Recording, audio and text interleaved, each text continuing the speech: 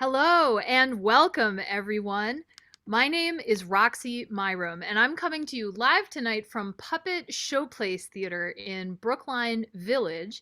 Puppet Showplace is a brick and mortar puppet theater in our community and a regular host of puppet slams.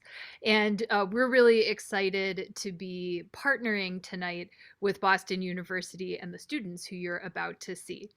I'm excited to be hosting the third annual Boston University Graduate Research Puppet Slam, which has become a bit of a yearly tradition for me. While this started out as an event that we hosted right here at Puppet Showplace Theater, the last two springs have been on Zoom, which has required us to think about how to present the work differently. But it also means that you, our audience, can be watching from all over the world. So welcome. This event is part of a course called Thinking Through Puppets and Performing Objects Using Theatrical Tools to Communicate the Complex, the Abstract, and the Technical. The works you will see tonight will be short, experimental, and educational. Most of the pieces you'll see were created in collaboration with doctoral students who visited the class to share their dissertation research and to support the development of the pieces throughout. During the evening, we hope that these pieces raise questions and we invite you to put any questions that you might have in the Q&A. Then at the end of our performance, the undergrads and some of the graduate students will join us to respond. Before we begin, here are the instructors who would like to tell you more about the course.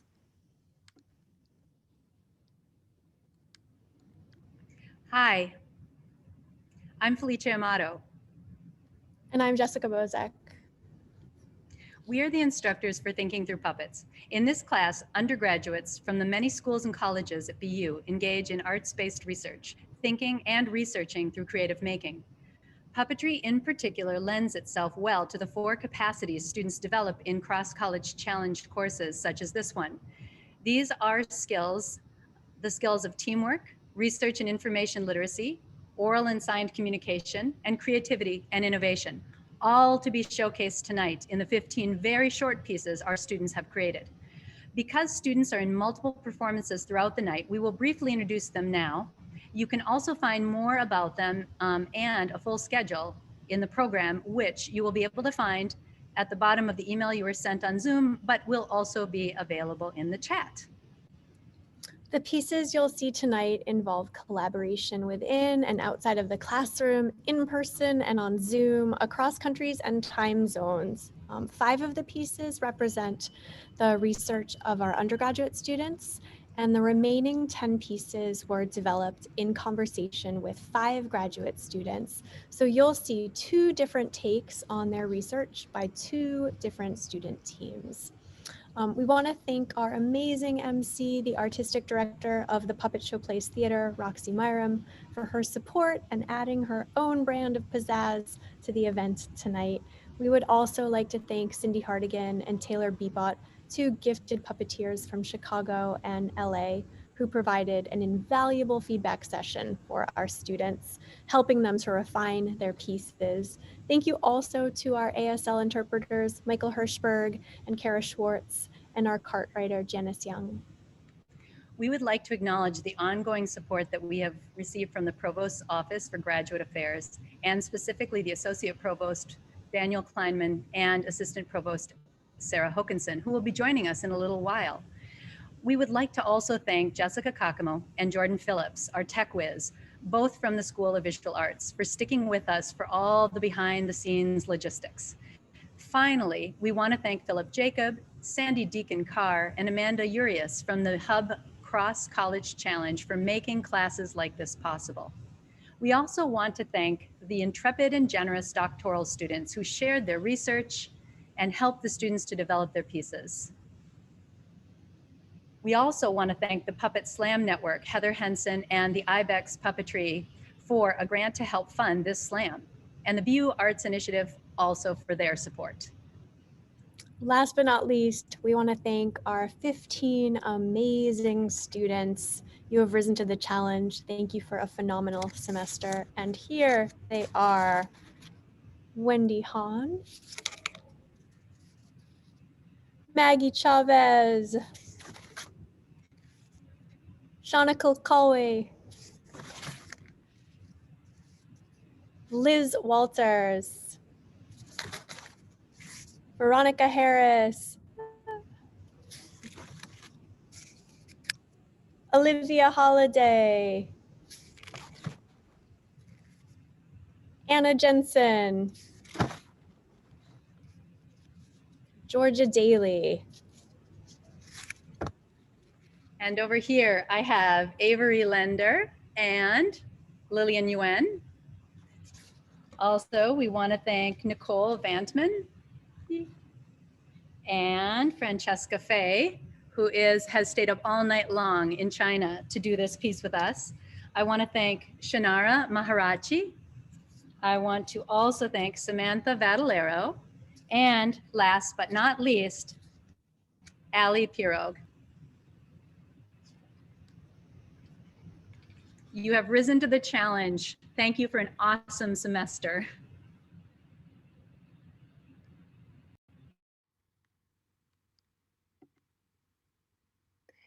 Thank you so much, Jessica and Felice. Well, I'm excited and we are ready to begin. We start tonight with two pieces inspired by the research of Daniel Leonard. Daniel is a PhD student in English, researching depictions of animals in 20th century and contemporary American literature. He is trying to understand the ways poets reveal and highlight our similarity with and interdependence on non-human life. Also, the richness and particularity of non-human experience, and the panoply of voices that speak in and through each of us. In our first piece, Where the Wild Things Aren't, animal symbolism is used in 20th century poetry and beyond to explore our lives and how they connect to the world around us. What one man learns, however, is that the world of the other isn't always what he assumes it to be. Shanna, Avery, and Sam crafted the characters and learned hand puppetry techniques to make this entertaining show. Our second piece, The Other Side, is performed by Georgia, Allie, and Lillian. And it's a reflection on how people try to analyze the behaviors of animals and vice versa. Both are curious, scared, and amazed by each other. The poem used as audio was written by Daniel Leonard himself. Please enjoy Where the Wild Things Aren't and The Other Side.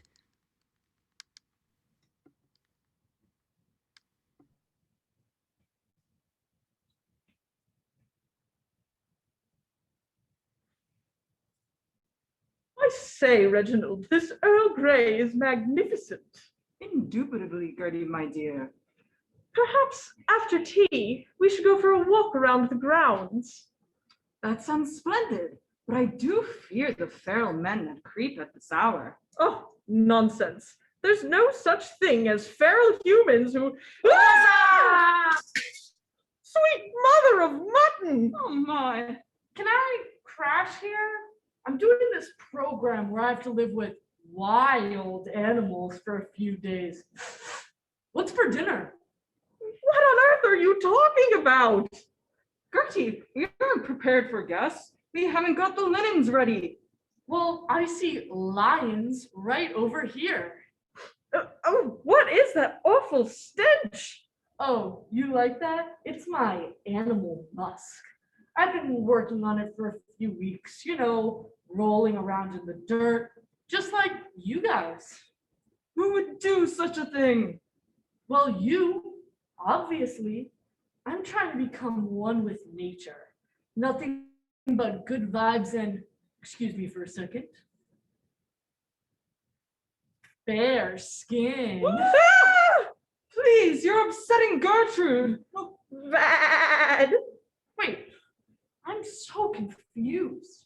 I came here to be one with the animals, and I feel like I've gotten it all wrong. Give us 1 second.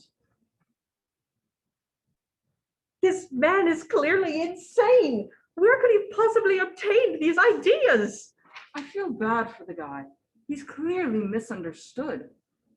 Maybe we can take him under our hooves and paws and teach him a thing or two. Yes, for the good of animal kind. You are more than welcome to stay as our guest, but there are a few rules you must follow. First and foremost, please respect our dignity as animal beings. We follow standards just as you humans do. Secondly, wherever you've gotten this romantic notion about the ways of the animals, stop it. We have feelings and problems and families. Yes, see? Here's a picture of our family. Ooh, but I thought that being one with the animals was an escape from war and hate and my stupid mom. I just want to turn off my brain and live purely by instinct. Well, if we lived by instinct, Reggie would have eaten me years ago. Though you are quite delectable, my dear. Reggie. Oh, stop flirting. You're just like my mom and her new boyfriend, Jared. Well, animals flirt and love just the way that humans do. It's not something you can just escape. Exactly. You are what you are, my dear. No amount of wishing otherwise can change that. So what you're telling me is that animals don't have it better than us humans? Well, Ted, it's not about who has it better or worse. You must appreciate how similar our lives can sometimes be, and also how sometimes it's uniquely your own. Well, that doesn't sound so bad at all.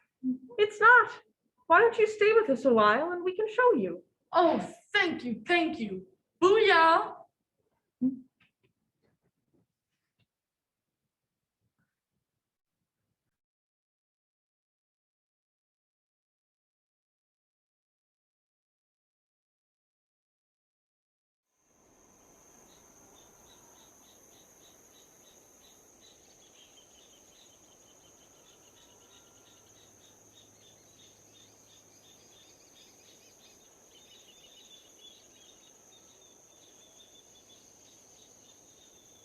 Why did the chicken cross the road?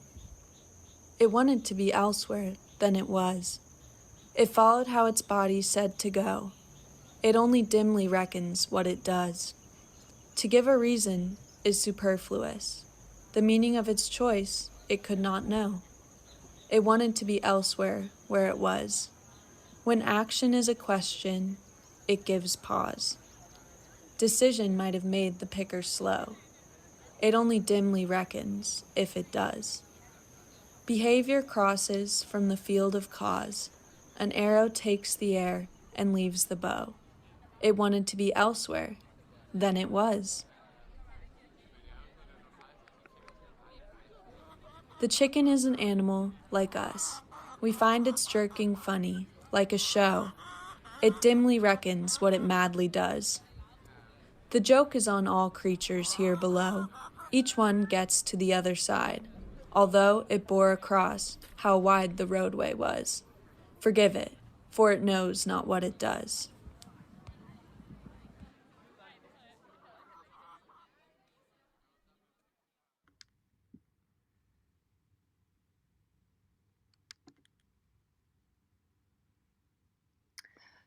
Great work. Let's give it up for our last two performers. So in addition to the pieces that interpret graduate research, tonight you will see 5 pieces that were researched and created by the undergraduates based on their own interests and passions. This next piece was created by Liz, Maggie, and Allie using primary source audio of real stories of injustice. Their challenge was how to represent the voices visually. So they chose shadow puppetry to tell the stories of victims of unjust and racist marijuana policies and practices in prohibitionist states. Please enjoy our next piece, First-Hand Stories of Racial Disparity in Marijuana Arrests by Liz, Maggie, and Allie.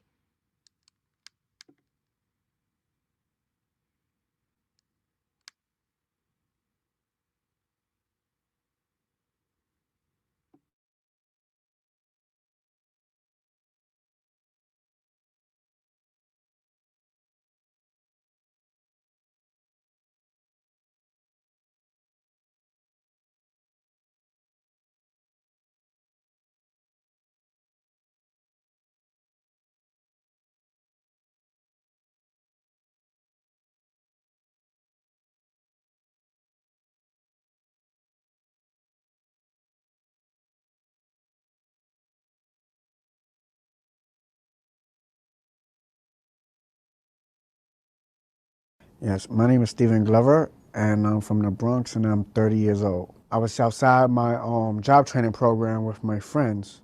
I pull out my pocket a container of mints, and one of my other friends was letting me know that the cops was coming. They come and rush me. They went in my pocket, asking me if I have anything else in my pocket that they should know about. I got a little small with them. I was like, I don't know.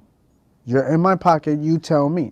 They looked inside my cigarette box. They found 2 clips of, marijuana. They took me in. They didn't tell me what they was taking me in for. I sat in that cell, and from there, they took me to the central bookings, which is the courthouse. One of the officers have words with me. I have words back. The officer ruffled up my jacket, ripped it. All the other officers came and rushed me. I guess to beat me or whatever. But I wasn't letting that happen because I held on to the gate. What they did was hold on to my throat. I'm telling him, I can't breathe. I can't breathe. I can't breathe. He still has a hand around my neck. So they let me go. I come loose, dragged me inside the cell. I stood in the cell till the next day. They had held me in the precinct for like 3 days. They went inside my pocket without asking me. Then I got hassled, ruffled up inside courthouse jail cell. I'm stuck with a hole in my jacket, as I was supposed to have my rights. They, discarded that. They ignored it.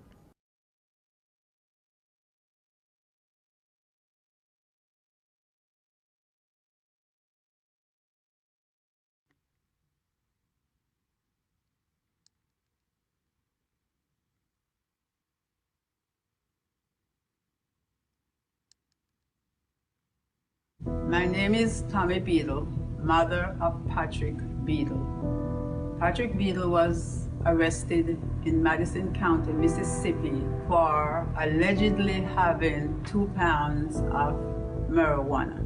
It was like someone had put a dagger in my heart. I felt my knees buckled. I just could not believe it. My heart is broken, very broken. He lived in Oregon. He was able to purchase legally whatever he had. My son also have a medical marijuana license. And because he's a black man, and to top it all off, he has dread. So they saw him, and that's the only reason he was stopped. Patrick is 46 years old. He had no previous. That should count for something. I've been sat in the courthouse several times and listened to how they do trials of different people, not just my son. And I see the disparity between the blacks when they come up for that, how we just slap, how many years and no heart, no compassion. So I think it's a racial thing. Still can't sleep at night because my heart is broken, really, very broken.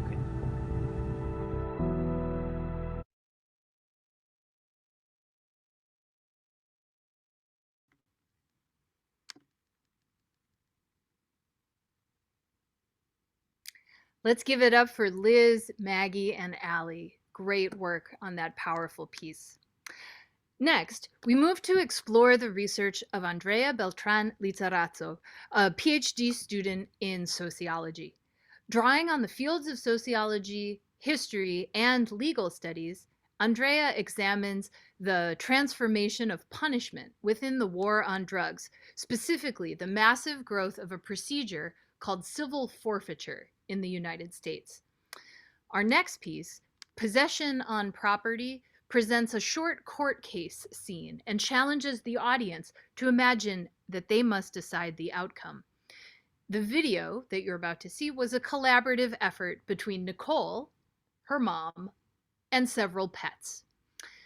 After that, we'll see Civil Forfeiture, the story of Tyson Timms, which tells the story of a man robbed by the government through an unjust process known as civil forfeiture. Anna, Shannara, and Liz created a Cranky, a large hand-cranked scrolling picture story to dramatize the journey of one person affected by these laws. These pieces will be followed by a word from one of the sponsors of tonight's event. Please enjoy Possession on Property and Civil Forfeiture, the story of Tyson Timms.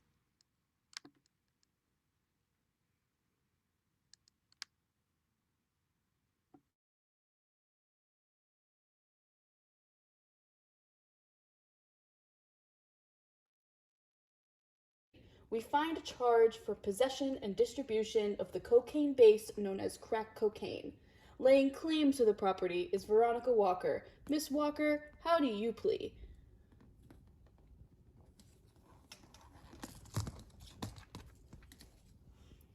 I plead guilty to the distribution of 2 to 3 grams of substance.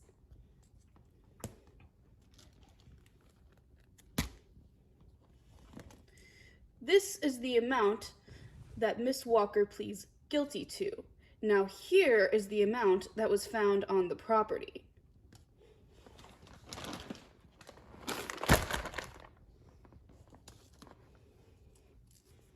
We also have here Mr. Walker, who does not take claim to the property. However, he does plead guilty to the distribution of 1 ounce of crack cocaine.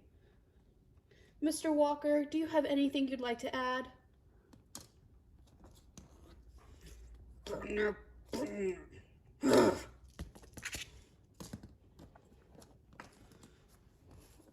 Well said.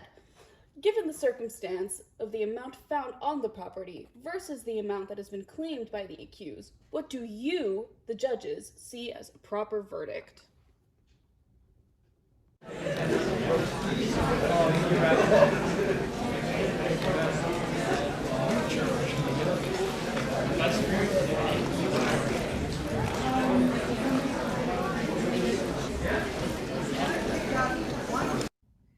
This case ended in January of 2000, over 2 decades ago. The reality of this case was extremely serious and made it to criminal court. Joseph and Veronica Walker were real people, and along with their daughter, they were charged on 14 counts of possession and distribution of crack cocaine on their property. The property was fined thousands of dollars.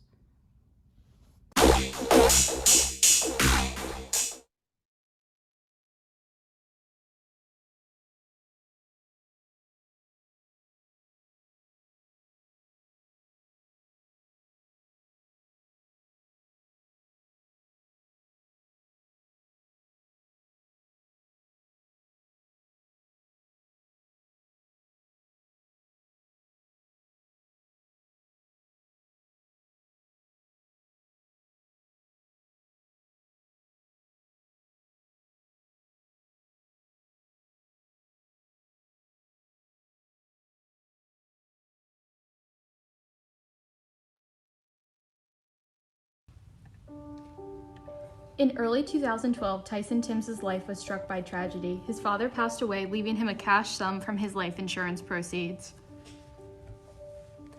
Tyson used some of the money to buy himself a car, purchasing a 2013 Land Rover LR2 for almost $41,000. But at the time, like many Americans, Tyson was recovering from an opioid addiction. His father's death caused him to fall back into drugs, and he spent the remainder of his cash feeding his addiction. To support himself, he attempted to deal drugs, selling just 4 grams of heroin before being arrested by the undercover officers he was trying to sell to. Tyson pled guilty to 1 felony charge of dealing and was sentenced to 1 year of home detention and 5 years on probation. He also paid $1,200 in court costs and fees. During this time, he entered rehab and overcame his addiction, but the state of Indiana decided to put another obstacle in the way of his recovery, using a process called civil forfeiture, allowing law enforcement to seize and keep a citizen's personal property. The state took his Land Rover, making it hard for him to earn a living and get clean. Civil forfeiture was popularized in the 80s during the beginning of the war on drugs to seize property and cash of drug kingpins and cartels, but Tyson wasn't running a cartel, and by taking his car, law enforcement made it hard for him to meet with his parole officer, go to a drug recovery program, or go to work. Tyson spent years fighting the state in court, and after being ruled against by the Indiana Supreme Court, took his case to the U.S. Supreme Court, who sided with him and ruled that the seizure of his car violated the 8th Amendment. 7 years since it was seized, and after multiple appeals by the state of Indiana to reverse the Supreme Court decision, Tyson got his car back in May 2020. But civil forfeiture still persists in the U.S., and in 2014, the U.S. government took more property from Americans than burglars. Most victims of civil forfeiture do not get their property back, and the policy intended to target cartels has been used to rob Americans of their personal property. If the U.S. wants to bill itself as the land of the free, it must put an end to civil forfeiture, which only hurts its citizens.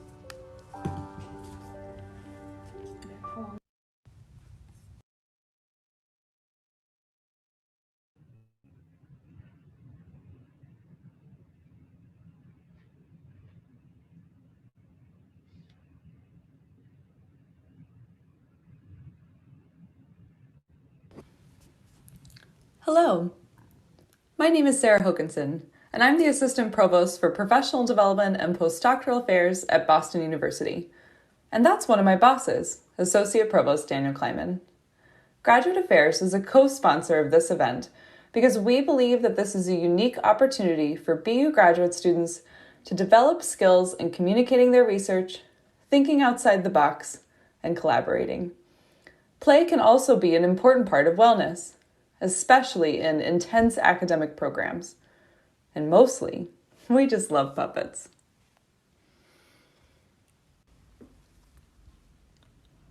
Can somebody help me share my screen? Thank you.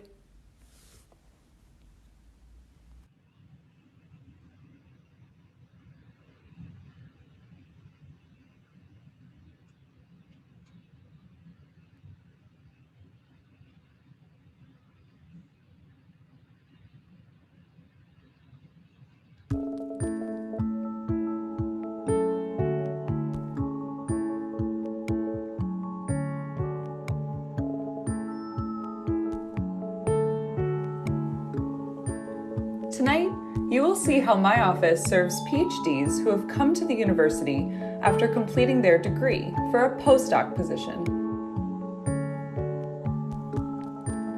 More than half of postdocs hope for a career in academia and a tenure-track job. However, realistically, less than 10% will find those positions. And that's where our story starts, with a bottleneck between the completion of a PhD and full-time academic employment.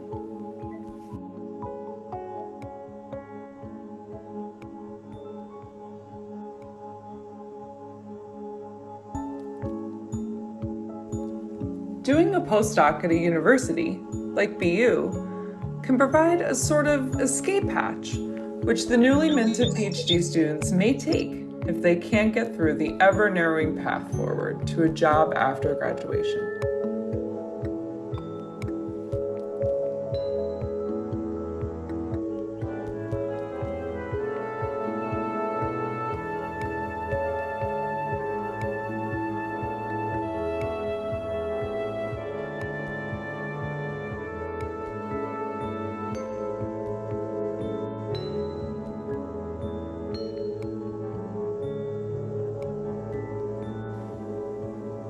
However, while this sounds promising, postdocs often find themselves in the postdocalypse.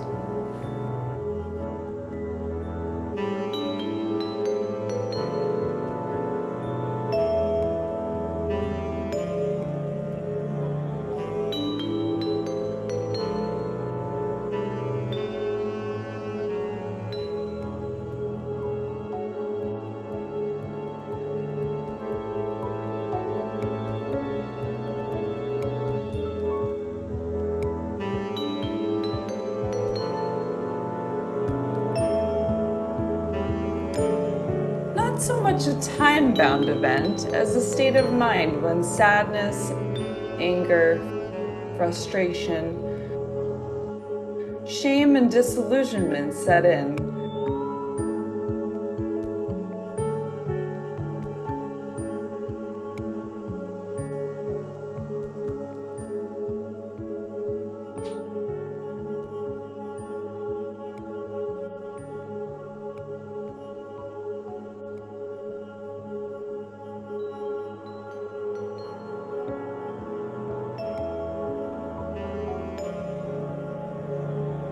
As the dream of a secure academic job seems further and further away in a hostile employment landscape.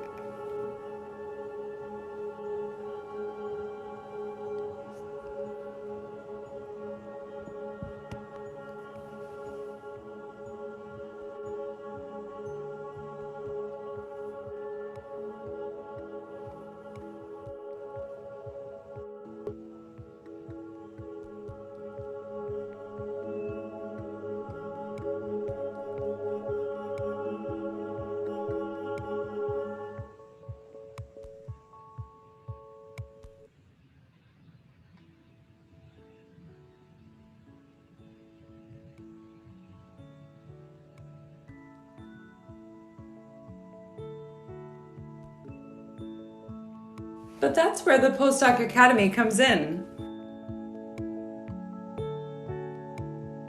We offer a program based on research that helps PhDs build resilience, reprioritize, practice self-care, and develop skills that help them reimagine their future. Their career may look different than they have planned, but they do find their happy ending and put their degree to good use.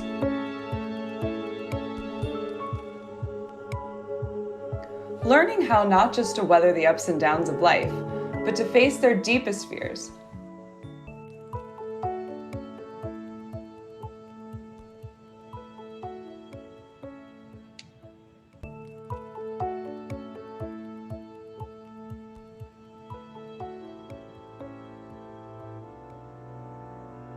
They are better prepared than any of the rest of us to survive the zombie apocalypse.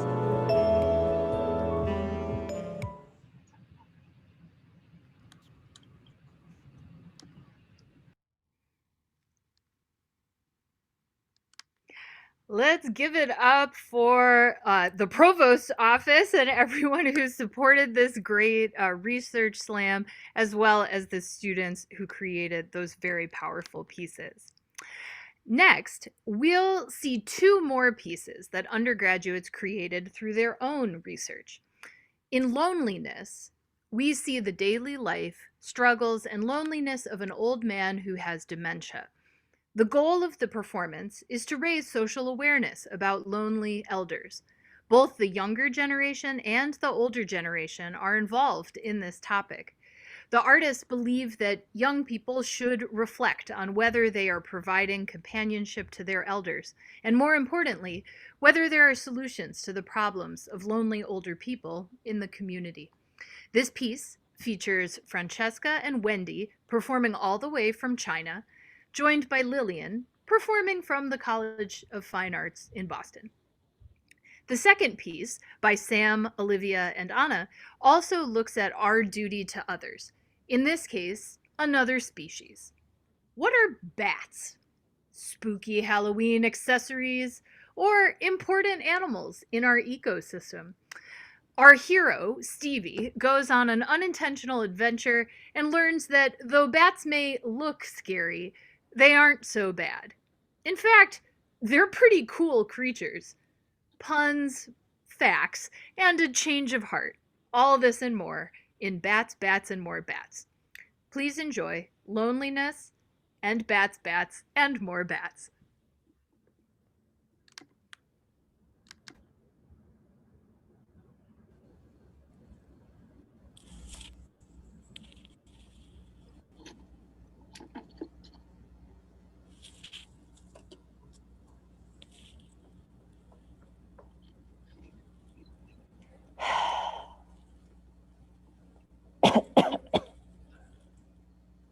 I wonder how long has it been since they came to visit me?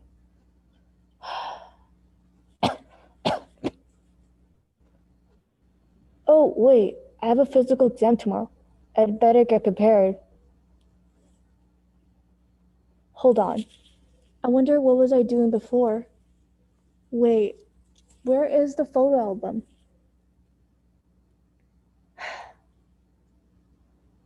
Well, I better get to bed then.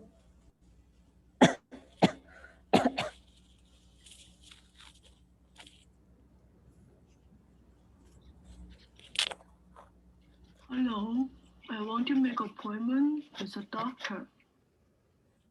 Sure. What's your problem? I hold on. Let me check my notes. Oh, I find recently I always forgot things. I forgot where I put the stuff. I see. Let me check the schedule for you. I'm very sorry. All the doctors are busy in the next 3 weeks. 3 weeks? That's a long time. Actually, I know a group may prevent your memory become worse. It's called Community Center. Thank you. That's very nice of you. Let me write it down. See you. I think I forgot something, but I can't remember.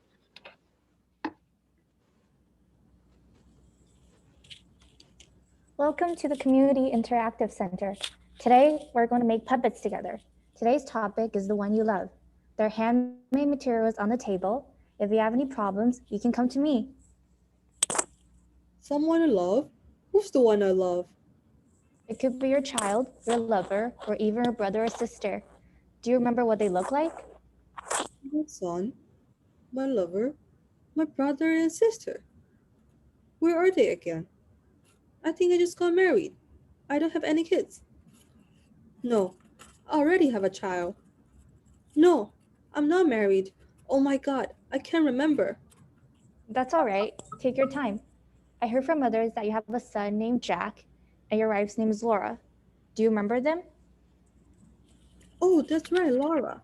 When we got married, life was very difficult. We have no money.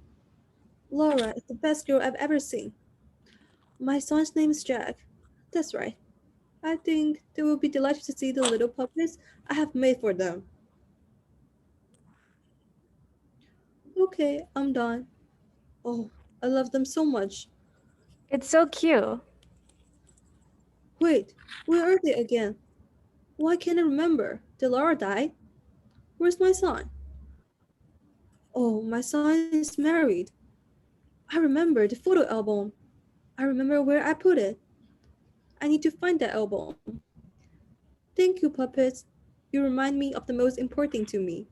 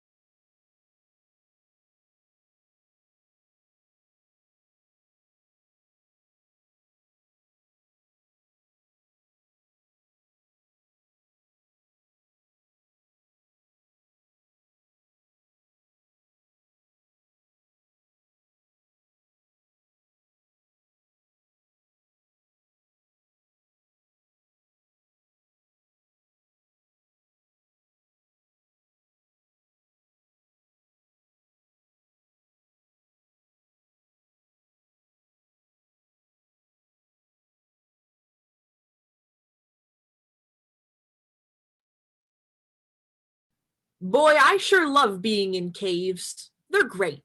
So cool and dark and damp. The only bad thing about caves is that there could be bats living here. Ugh, I hate bats. They're so gross and scary. Well, that's not very nice. What? Who said that? It's me, Bat Damon. Ew, a bat! There's no reason to ew at us. Some of us are actually very cool creatures. Well, I don't care. Bats are gross and scary and drink blood. I'll never like bats. Then there's no choice but to bring you to Bat Court. Bat Court? Yes, Bat Court. Order! Order in the Bat Court.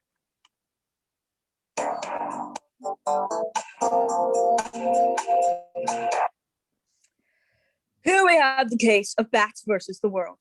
Now, Stevie, what are you arguing? Oh, the bat, it's so scary. It tried to kill me. I have to fight 4 horrible myths about bats. Stevie, who will be defending you? Myself? I mean, it won't be hard. Bats suck. And defending bats will be? Me, Your Honor. Ruth Bader Ginsburg. That bat tried to suck my blood, just like Dracula. First of all, don't insult Dracula. He's a cool guy.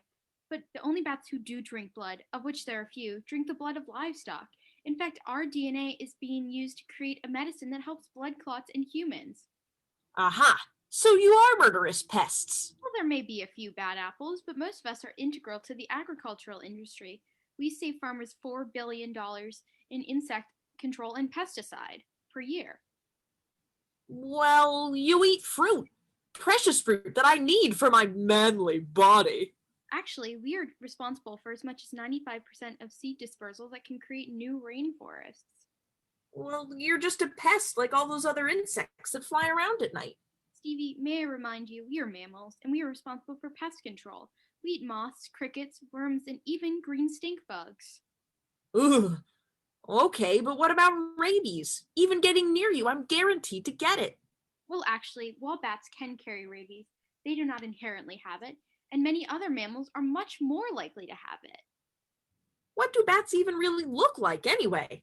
Well, some of us are very small. Yeah, I'm Kitty's hawk-nosed bat, and I'm only as big as your thumb. And some of us are very big. I'm a bat called the flying fox, and my wings are bigger than 5 feet across. Whoop. Well, shoot. Gosh darn it, how can I help protect you guys? Well, what you can do is report sick bats to the U.S. Fish and Wildlife Service, build bat boxes, and minimize light pollution. And most importantly, spread the word about how important we are. Don't kill us, we only want to help. As we can see from the recent proceedings, Stevie seems to have changed his mind. I inject we call this injunction moot, as Stevie has agreed to help all of that kind gain protection and to help end the spread of misinformation. Your Honor? Case dismissed. Yay! Yay!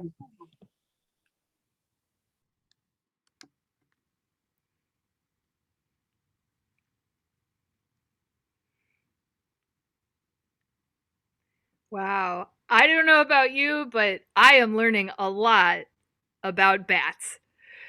Well, on to our next piece. We're now going to see 2 works that explore the research of Audrey Holm, a doctoral candidate in management and organizations at BU's Questrom School of Business.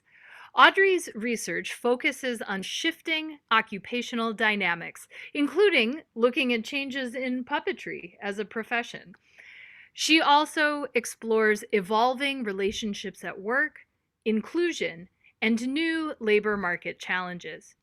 Her dissertation, which the following 2 pieces were based on, looks at how members of back-to-work programs accompany formerly incarcerated people in their job searches. First, in the land of reentry, Maggie, Olivia, and Francesca give you a twisted look into a classic game. It portrays the life of inmates re-entering the real world in a crooked game of Candyland. Then, Georgia, Allie, and Lillian developed the second piece, Climbing Solo Without Tools, which touches on Audrey's research about the lack of feedback from counselors and people who have recently been released from jail. The conclusion is that the experience needs to be a team effort, with opportunities for feedback along each step of the way. Please enjoy The Land of Reentry and Climbing Solo Without Tools.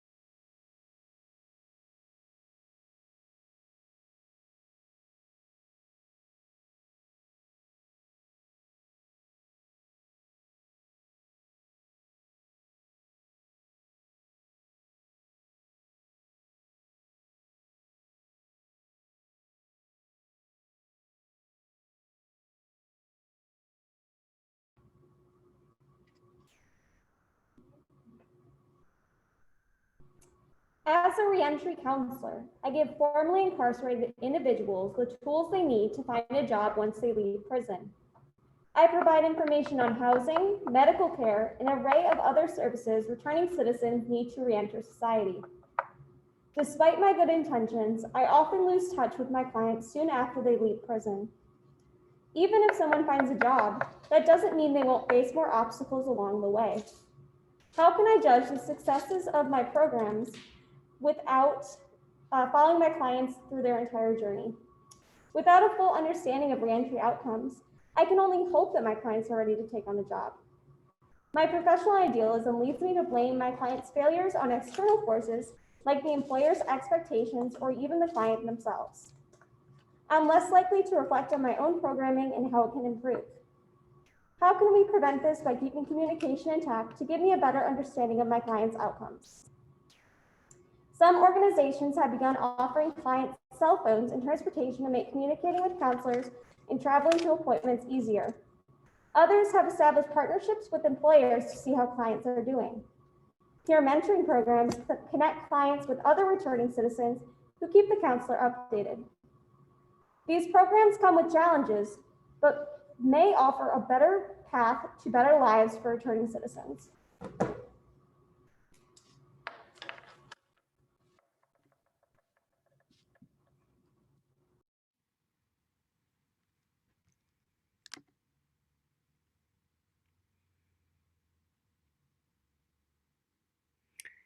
Wow, great work. Let's give it up for the students. Now, continuing our theme of workplace explorations, the next piece is an undergraduate exploration of the causes and effects of the she session, a nickname for the current recession that has taken jobs from women at an exponential rate. Shannara, Shanna, and Nicole have created a short scene displaying the trials and tribulations a woman in the workforce must go through. Furthermore, through the medium of puppetry, the students present the often invisible burdens of these women using discernible objects and stage building. Please enjoy She Session.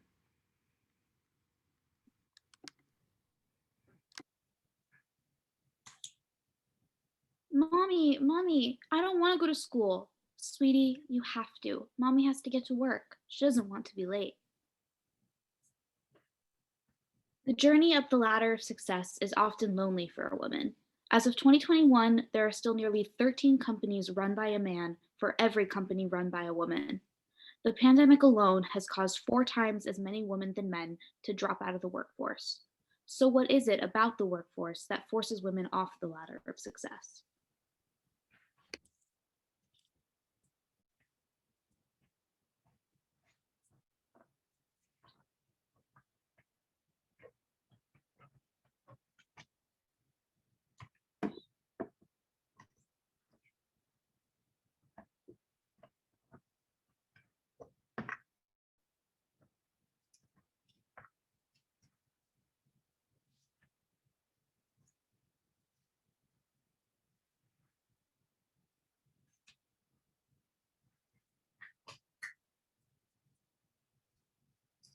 I'm so sorry I'm late. I had to drop my kids off at daycare today. That is unacceptable. You knew in advance what time to arrive at work, and it is your responsibility to take care of your kids in advance instead of wasting our time. Yes, sir, I understand. I'm so sorry I'm late. My kids and I overslept, and I had to make sure they got to school on time. I feel your pain, man. My kid's 10 years old and he's already oversleeping. It's fine, Travis. Take a seat. The meeting will begin in 5 minutes. Excuse me, sir. I mean, no disrespect or anything, but why is it that when Travis comes in late because he has to take care of his child, there's no issue, but when I have to do the same responsibility, I'm reprimanded? Well, you're a mother. By nature, it is your responsibility. So taking care of a child is an accomplishment for a father, but a given for a mother? That is not what I'm saying. What's the difference then? Well, a mother gets to take maternity leave to care for their child. I think a father should be given the same courtesy when it comes to childcare, just like a mother gets when a child is born. But a woman gets maternity leave because they've gone through physical trauma and need time for medical recovery. Mothers are given the least courtesy in the work industry. 1 out of 4 women who reported being unemployed in 2020 said it was due to lack of childcare. Many working mothers are being let go because of these responsibilities as parents. There is no time to continue this discussion now. Meet me in my office after the meeting. But why am I at fault here?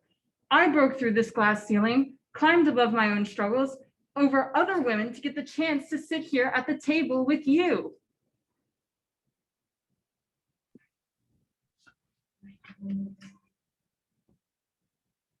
It is stifling to be a woman in the workforce. More women rather than men have been laid off during this pandemic because the burden of childcare often falls solely on them. This is why the recession of COVID-19 is often referred to as the she-cession.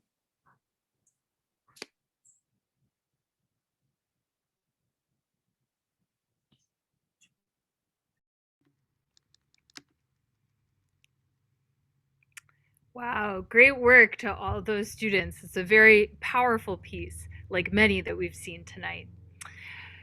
So, up next, Paris Gapmeyer is a doctoral student in Sargent College's Speech, Language, and Hearing Sciences. She's interested in learning how children learn sign languages and how deaf individuals learn to read. Her broad goals are to investigate common features between spoken and signed modalities and to advocate for ASL access for deaf children. The two pieces you will see tonight are performed by hearing puppeteers. First, Learning Through Looking by Olivia, Francesca, and Maggie dramatizes research done in Paris's lab group to show techniques that deaf children use in order to learn language and communicate effectively.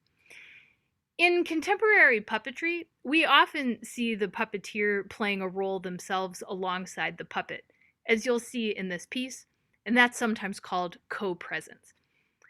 For Maybe It's a Sign, Wendy and Veronica have crafted tiny toy theater sets to allow us to follow two different hearing parents after they discover that their child is deaf.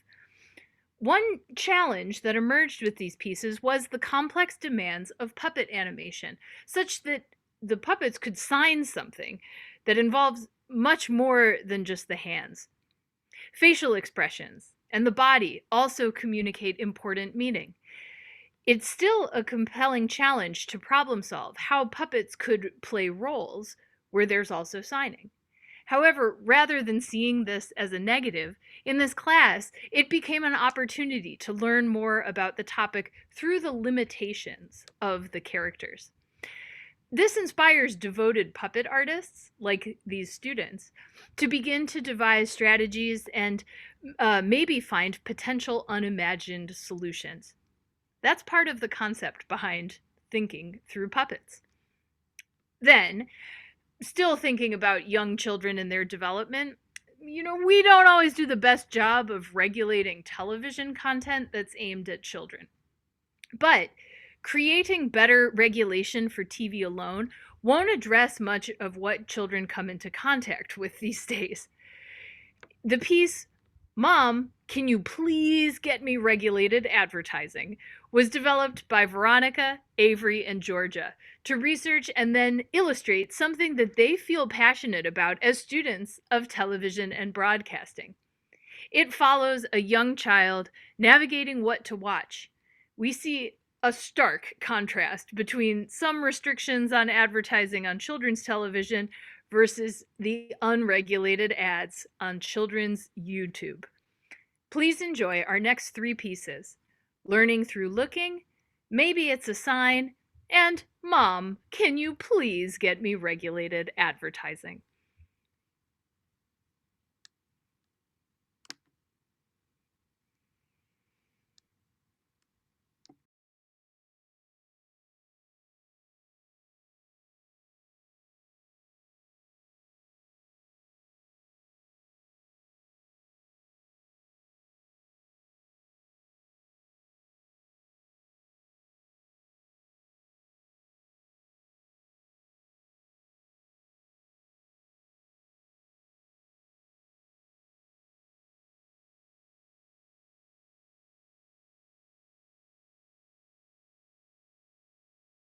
I'll close it.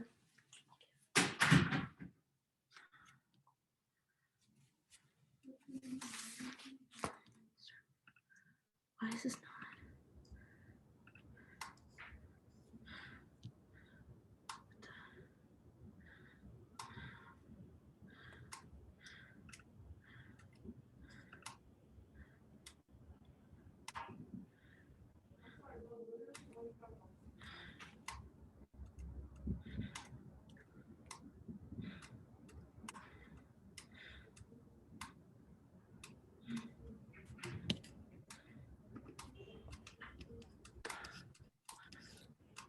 Why is this not working?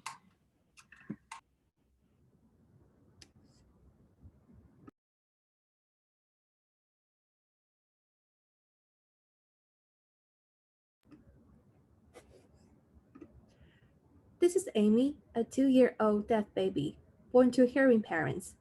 She's giggly and bursting full of energy. This is Eric, a 2-year-old hearing baby, born to hearing parents. He's really into his cars.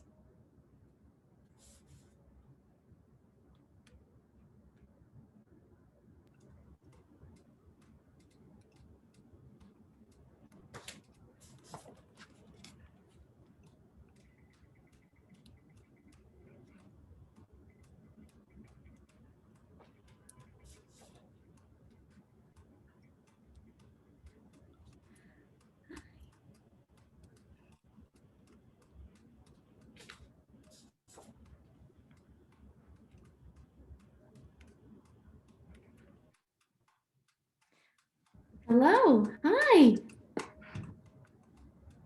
Hi.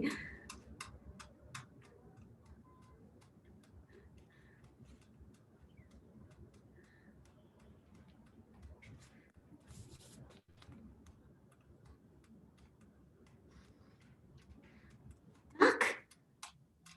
Duck. Duck.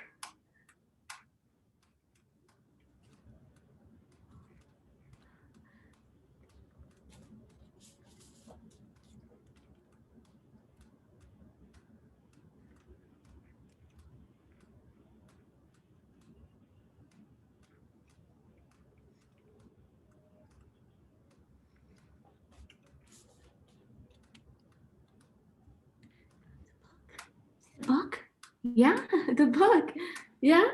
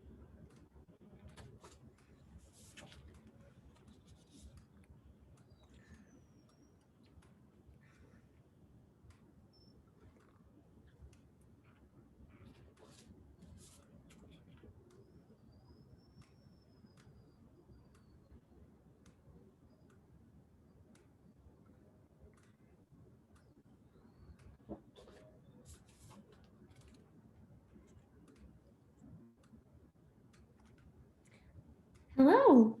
Hi.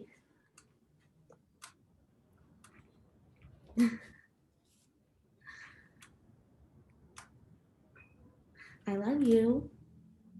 I love you. I love you.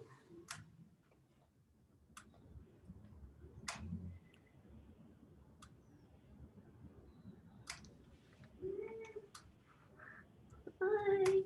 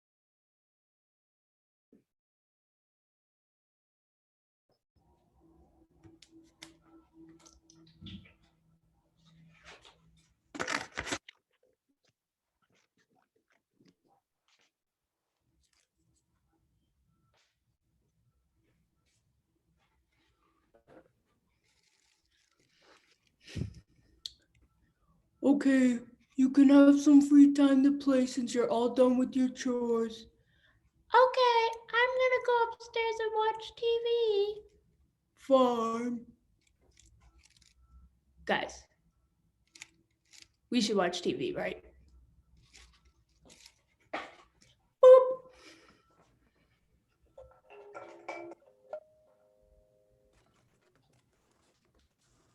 Welcome! Oh my god! So happy you're here!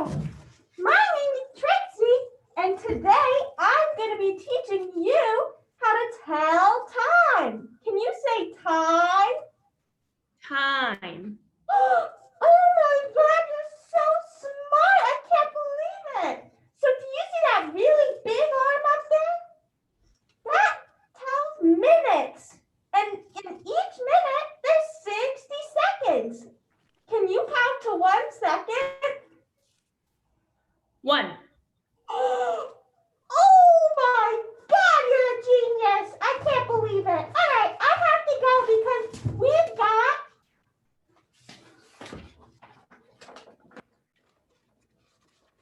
an ad read.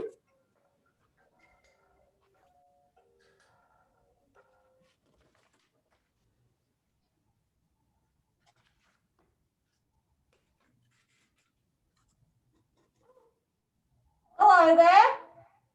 It's really good to see you. My name is Nigel. I'm from PBS, and I'm here to advertise the color red. Can you point to something red in your room? Oh my god, you're very smart, aren't you? All right, well, I've got one more reminder for you, and that is to go outside.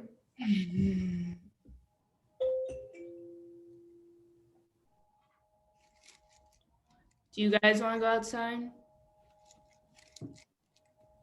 Me neither. Let's watch YouTube.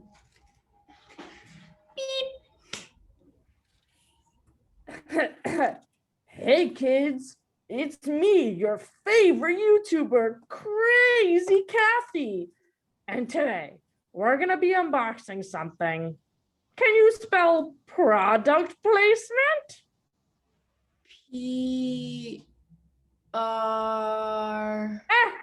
Good enough. Today, we're gonna be unboxing something from Brand. You can see they've sent me this package. Let's see what's inside. Remember, kids, you can always litter. Oh my God, it's Brand. Kids, remember, if your parents don't buy you Brand, that means that you're not a good kid. Anyway, that's all from me. Remember to like and subscribe. Bye-bye. Like, subscribe. Mom, can you buy me Brand? Oh.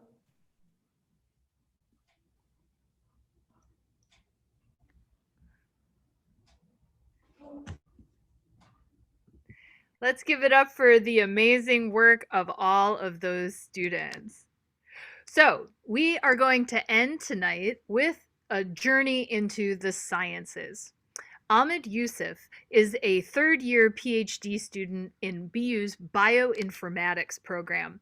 His research focuses on protein interactions and how they respond to disease and vary across different cell types. He hopes to extend his research into developing targeted therapies for diseases that affect human organs differently. Both of these groups have put a comedic twist on Ahmed's research and the important function proteins serve in the human body.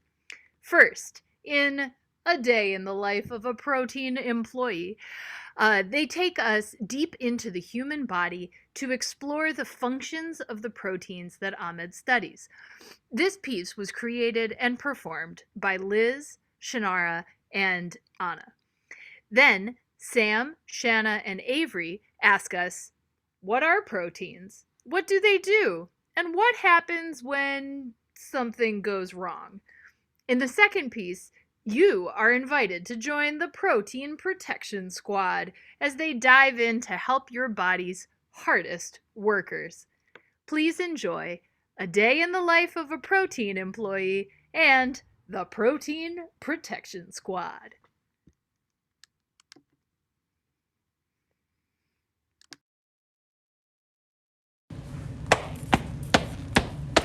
Good morning, Proteasome. You're late? I got caught in traffic, Ribosome. Oh, boo-hoo, that's always your excuse. I didn't create you to be lazy. Well, I'm the garbage man. Why would I come early if there isn't any trash? All right, touche. We'll get to work. There's probably a lot of garbage proteins to dispose of now. Yeah. Should I start with you? Now, there's a whole pile of misfolded proteins with your name on it, buddy. All right, boss. Don't you have some amino acids to link? How dare!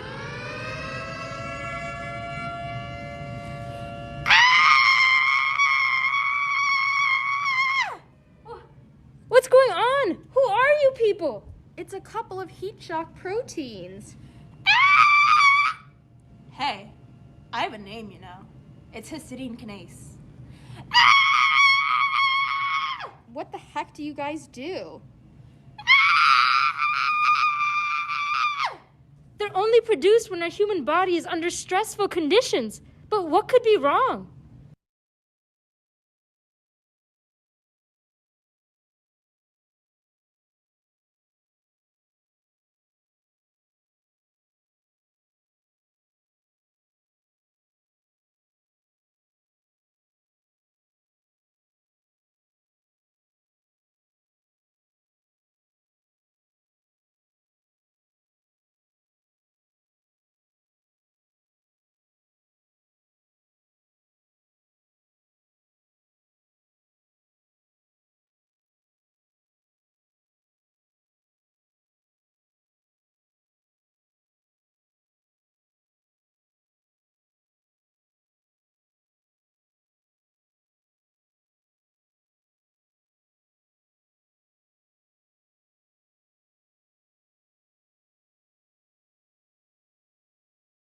Apologies, there's some technical difficulties.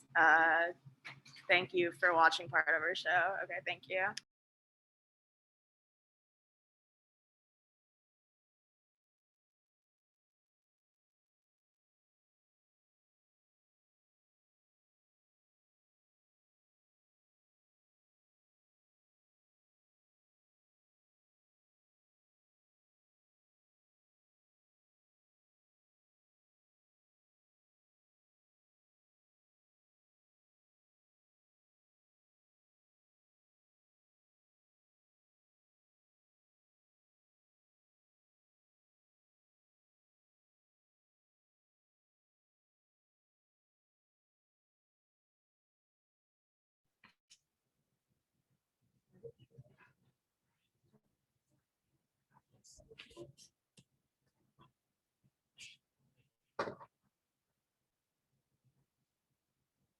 Boy, it sure is a beautiful day here out in the human body.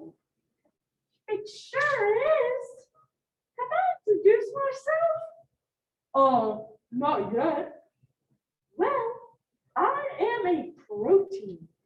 I help bodies carry out their biological tasks, like doing chemical reactions, transporting other molecules around, and transmitting signals to coordinate reactions between different parts of the body.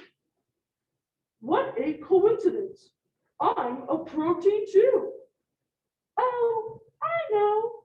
Us proteins work in complexes. That means we work together. Are you suggesting that we form a complex? Yeah, there's no better way for us to carry out our functions. Well, sounds good to me. Our work will be done in no time now. Boy, that sure is a nice complex you have there. Why, thank you. Wait, who are you? It would be a shame if someone were to ruin it. Oh no, it's the mutation monster. Diseases like Cancer or Alzheimer's? Bringing in trouble? You'll never form a complex now.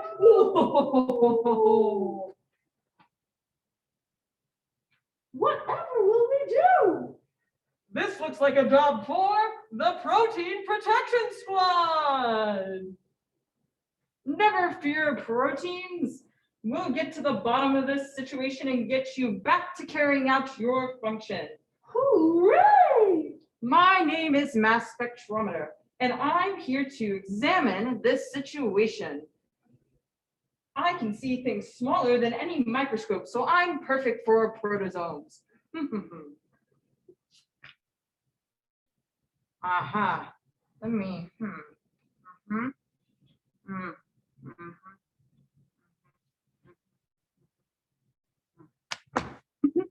Aha! I see what you were trying to do.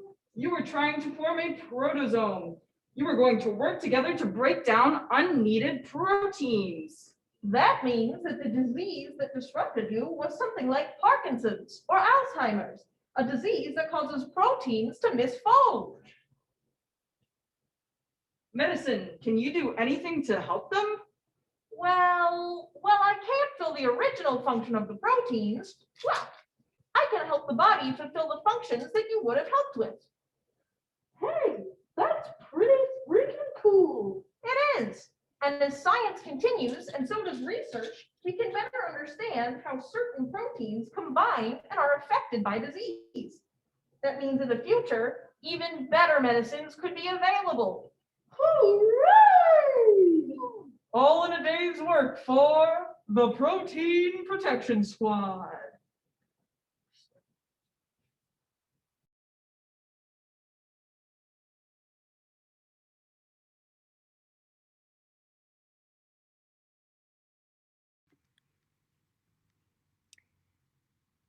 Thanks, squad. We're going to go back and try to see all of a day in the life of a protein employee.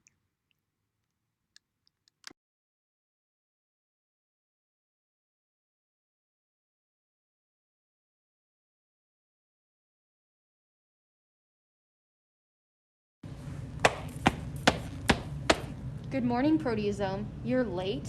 I got caught in traffic, ribosome. Oh, boo-hoo, that's always your excuse. I didn't create you to be lazy. Well, I'm the garbage man. Why would I come early if there isn't any trash? All right, touche. We'll get to work. There's probably a lot of garbage proteins to dispose of now. Yeah. Should I start with you? Now, there's a whole pile of misfolded proteins with your name on it, buddy. All right, boss. Don't you have some amino acids to link? How dare!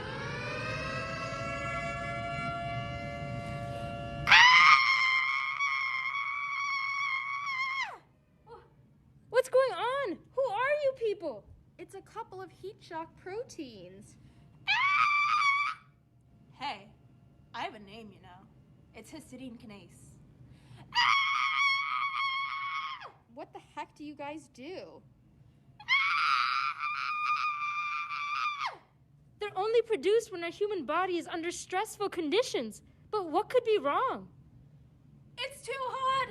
Proteins are getting denatured, damaged, unfolded. Look, that hemoglobin is losing amino acids by the second. Don't look! I'm basically naked! Oh no! Well, that's all right. It's my time to shine. I can clean up and get rid of the damaged cells that are degrading. Oh, phew. That was a close one. Yeah, I'm getting kind of tired. I think I'm going to take a long nap. No! Why must life be so short? You were my best friend. Oh wait, are those? Those are instructions on the back. His instructions, they're on the back. I can create him again. Oh, thanks for rebuilding me, ribosome. Is it cool if I leave early? Ha. No, of course not. Get back to work. What?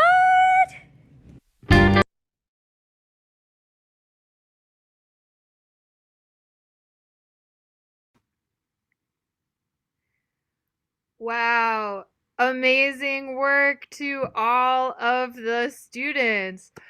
Well, we have come to the end of tonight's fantastic program, and we've gone through this amazing intellectual journey from English literature to business studies to science and everything in between.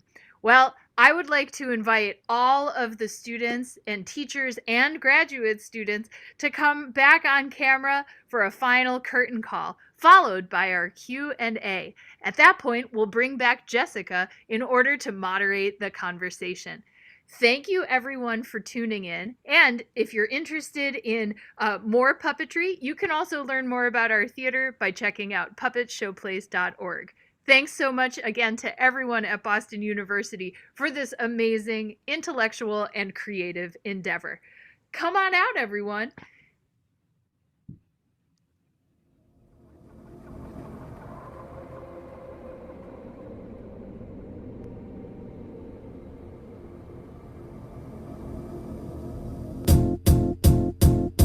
It might seem crazy what I'm about to say. Sunshine, she's here, you can take a break. I'm a hot air balloon that could go to space. With the air, like I don't care, baby, by the way. Because I'm happy. Clap along if you feel like a room without a roof. Because I'm happy. Clap along if you feel like happiness is the truth. Because I'm happy. Clap along if you know what happiness is to you. Because I'm happy. Clap along if you feel like that's what you want to do. Here come bad news, talking this and that. Well, give me all you got and don't hold it back. Well, I should probably warn you, I'll be just fine. No offense to you, don't waste your time. Here's why.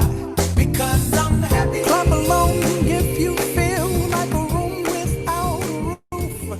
Because I'm happy. Clap along. Wonderful. Great work, everyone. Let's welcome back Jessica to moderate our Q&A. All right, thank you everyone. So we have a few comments and questions, and I'm going to start with one of the thank yous. So just a huge thank you to the creators of the marijuana prosecutorial injustice piece. So powerful, it made me cry.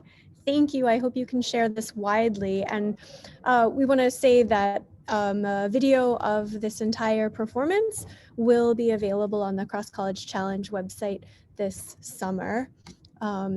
So stay tuned for that. All right, I'm gonna put, let's see, there's a question for Paris about your research. And the question is, why are 10% of deaf babies born to deaf parents? Is it because of environmental factors or is it hereditary? Is Paris here? Yes, I'm here. Yeah, that's a good question. I have to admit, my work doesn't actually deal with the specifics on the causes of deafness. There are a variety of things that can cause it, such as genetics, as was mentioned. It can be hereditary. You can have childhood illness can sometimes cause it. It can just be kind of a random unknown cause. So just the distribution across the population is that it happens that very few deaf children actually come from deaf families. Most of them are kind of distributed throughout the population, and they have hearing parents who don't know ASL. Yeah.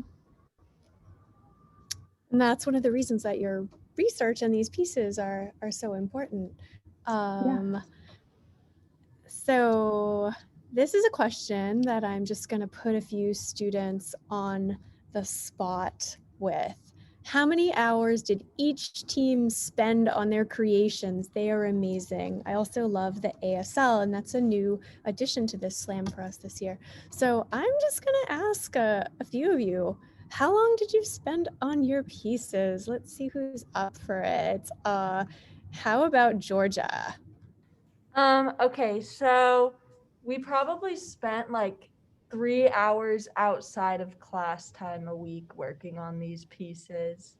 We had to meet up with our teams and come up with like a group plan of like how we're gonna go through and make this and like come up with the creative process. So like actually making the puppets probably like a total of like I don't know, a total of 6 hours actually making, but we met up like every week. Yeah. Great. Thanks, Georgia. Maybe I can put one more person on the spot. How about Liz?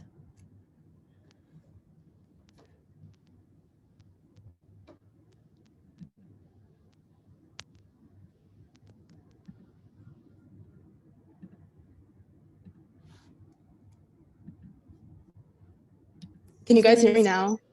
I'm talking. Okay, sorry, I'm talking from my iPhone. But okay.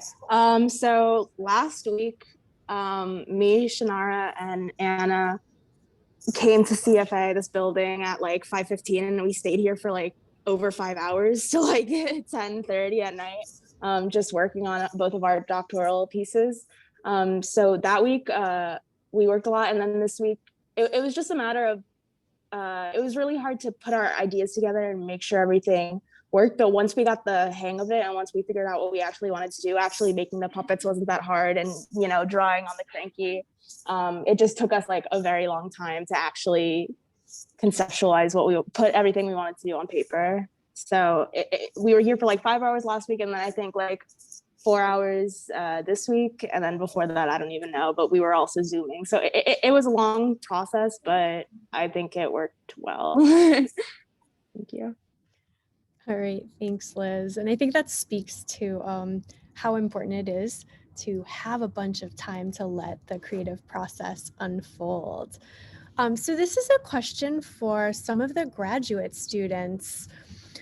That was so amazing. Thank you all. I would love to hear how the role of humor and play changed any of the graduate students' perception of their research. And I don't know if anyone of you wants to take this on.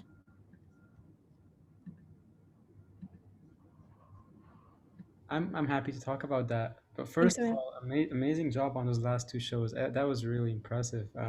I think it helped a lot. I think in biology it's very easy to get lost in all the technical details because we're doing all of this complicated experiments and everything like that. But then getting to see it today in puppet form, it helps put everything into context, and it's such a good way to communicate what we're actually doing to the public because especially these days, I think there's a big need for communicating science in a more accessible way. And I think everyone did such an amazing job today. And those last two shows really blew me away. Awesome job, guys.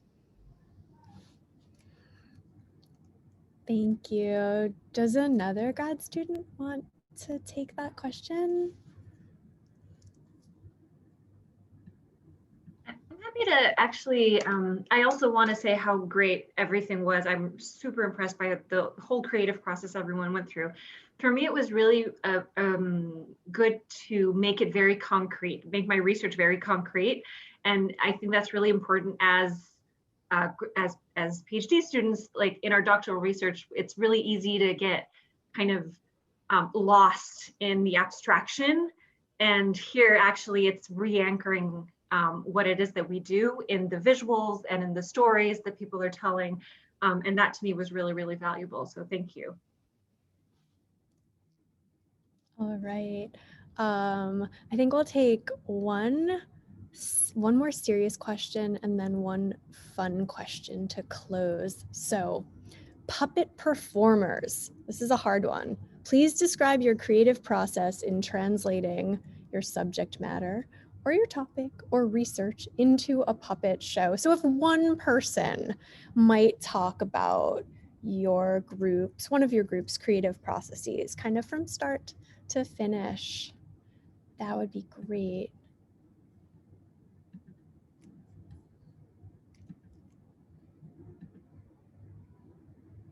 I can do it. Okay, so it was different for I was working on we had 3 different pieces, and for the Veronica and Avery piece, that was a very different creative process because we all like do improv comedy together. So like, or Avery does stand up, but like that was like very nice to like all know that we can like bounce off of each other very well. So like the structure for that, we kind of just spent most of the time on the set. That's why we were able to like build such a big set. And then we like came up with the basic outline. It was Veronica's research. And so then we kind of came up with just like very minimal story pieces that we wanted to hit, and then just had fun and like played, which was really awesome. And then for the Daniel's piece, we like read some poetry, and like we came up with I saw a meme that inspired me for that one that was like from Jagetto, who's a puppeteer who came to and taught our class on Instagram. He posted this meme, and it was like in a parallel universe, and it was it was a rabbit trying to make itself into the shape of a human hand as a shadow puppet. And so I just really loved like the idea of 2 animal and a human imitating each other, and like the ambiguity of that. And so that inspired me for that one. And then for the Audrey's piece, we kind of just reached out, and because we were just a little bit unclear, and Audrey we communicated through email, and wrote a script for that one first, and then came up with the mountains because we were like, that just seems like a clear like visual for something that is like a challenge and an obstacle. So then we kind of just worked off of that, and then we got critiqued by like people around in Boston came to our class, or they weren't in Boston, but we had guests come and critique us all. So like that was very helpful. So we had a few of those sessions, and then we would just take feedback and then try and improve our pieces. And yeah. Thanks so much, Georgia. All right, so this is our last question, and it is for the bat team. What is each of your favorite bats? This is Sam, Olivia, and Anna. I am so glad you asked. I am a bat enthusiast, and I have been a bat enthusiast for a long while. I will have to say that the flying fox has a large place in my heart. If you haven't seen a real one, they do really look like little puppies. And they're quite literally like, if I spread out my arms as wide as my arms are, that's how big they are in real life. And I just think that it's incredible that something that big is like flying around. So yeah, so I would definitely have to say the flying fox.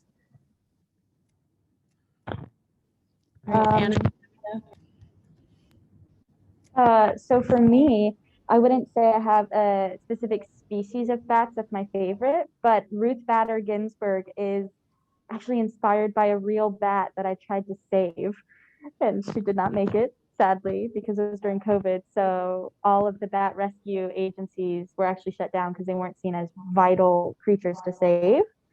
And so we kind of did in her memory. So Ruth Bader Ginsburg holds a very special place in my heart. And so fitting this year. Anna, how about you? Last word of the night. I would just say a fruit bat, nothing special. Okay, so thank you all. Good evening, and I think we should probably say good morning to Wendy and Francesca. The sun is probably long up where they are on the other side of the world. Good night, everyone.